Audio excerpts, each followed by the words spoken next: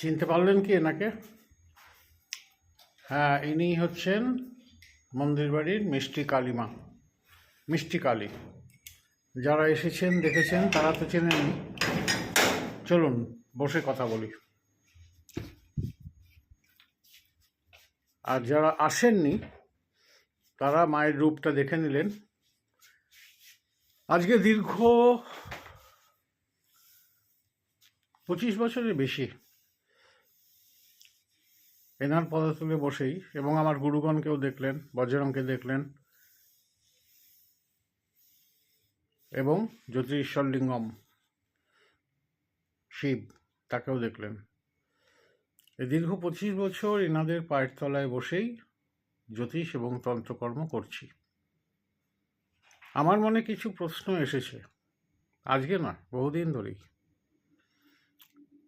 এখন কিছু কিছু গুটিকতক চ্যানেলে, কিছু গ্রাউন্ড চ্যানেল, বেশিরভাগই গ্রাউন্ড চ্যানেল, সামান্য কিছু লোকাল চ্যানেল আর স্যাটেলাইট চ্যানেল, সেখানে টেবিল চাপড়ে চাপড়ে অনেক কথা বলতে শুনি অনেককেই।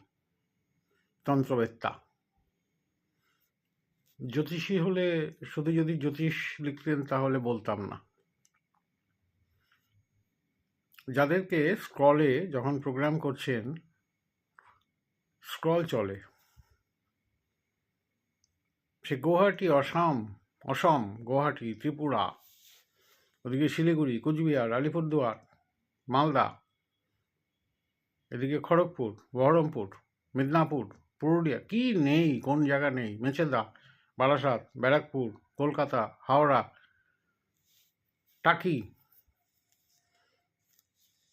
মাসের মধ্যে দিন কম, জায়গার সংখ্যা বেশি। তারা দৌড়ে বেড়াচ্ছেন, তারা নাকি তন্ত্রের কর্ম করছেন, তন্ত্রক্রিয়ার দ্বারা মানুষের উপকার সাধিত করছেন। কি করে হয়?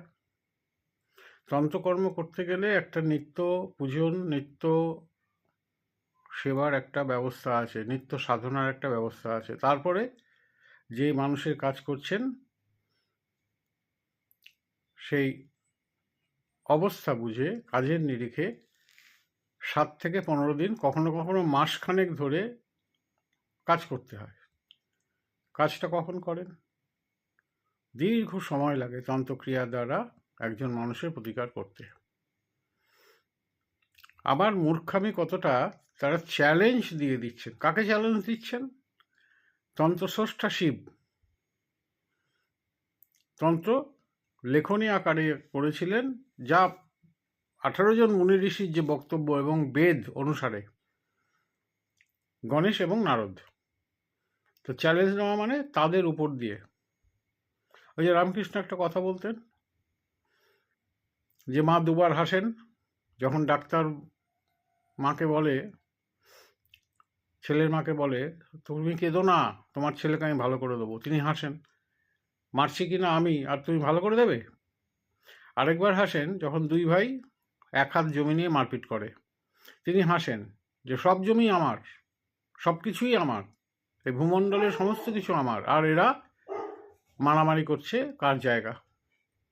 তো এইরকম ব্যাপারটা হয়ে যায় না? তো আমার অত সাহস নেই, আমি চ্যালেঞ্জ দিই না। তবে এটুকু বলতে পারি যে জ্যোতিষশাস্ত্র মতে যদি কারো date of birth, place of birth, time of birth দেখে কোনো নাটাল চার্টে বা হোরারিতে দেখা যায় যে যোগ আছে, সেটা অতি তীব্র দৈব, মানে কোনোভাবেই সেটা খণ্ডনযোগ্য নয়, তাহলে সেই দায়িত্বটা আমি নিই না। কেউ যদি পারেন, কারো যদি পোটেনশিয়াল থাকে, তিনি করতে পারেন, আমি ছেড়ে দিই। এবং সেক্ষেত্রে আমি কিন্তু ফিসটাও নিই না, দায়িত্ব নিই না। কাজ তো করবই না, দায়িত্ব নেবই না। মৃদু দৈব স্বাভাবিকভাবেই খণ্ডন হয়ে যায়।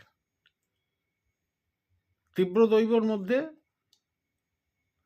মধ্যম যদি থাকে, তাহলে পরে সেটা ক্রিয়ার দ্বারা খণ্ডন হয়। কখনো কোনো রত্ন বা উপযুক্ত ক্ষেত্রে তন্ত্রক্রিয়া। আবার রত্নের ব্যাপার, বা ম্যাক্সিমাম প্লাস্টিক পরিয়ে দিচ্ছেন, উপরত্ন পরিয়ে দিচ্ছেন, এবং যে রত্নগুলো আর্টিফিশিয়াল তৈরি করা হচ্ছে ল্যাবে, সেগুলো ধারণ করিয়ে দিচ্ছেন। তাহলে জ্যোতিষ এবং তন্ত্রের উপর মানুষের শ্রদ্ধা থাকবে। হ্যাঁ, আরেকটা কথা বলে দিই, বলেছিলেন কেউ, তাই জন্যই আমি ছবি দিয়ে এই ভিডিওটা পোস্ট করছি, ফেসবুক এবং ইউটিউবে ছাড়ছি। কিন্তু আমি কিন্তু মন্দির বাড়ির বাইরে কোথাও যাই না, কোনো দোকান মানে চেম্বার আমার নেই। কোনো ব্যক্তিকে আসতে হলে, সংযোগ করতে হলে ফোনে যোগাযোগ করবেন, এবং এই ব্যারাকপুর বারাসাত রোডে ঠিক যতখানি দূরত্ব ব্যারাকপুর থেকে ততখানি দূরত্ব বারাসাত থেকে, একদম মধ্যমাঞ্চলে এই ব্যারাকপুর মন্দির বাড়িতে এসে সাক্ষাৎ করতে হবে, কথাবার্তা বলতে হবে, এবং তাদের সময় লাগে, 5 মিনিটে হয় না। এক একটি হরস্কোপ করতে অ্যাভারেজ আমার 1.5 ঘন্টা সময় লাগে কথাবার্তা বলে। অনলাইনেও সম্ভব, ফোনে যোগাযোগ করে নেবেন। আজকে এই পর্যন্তই।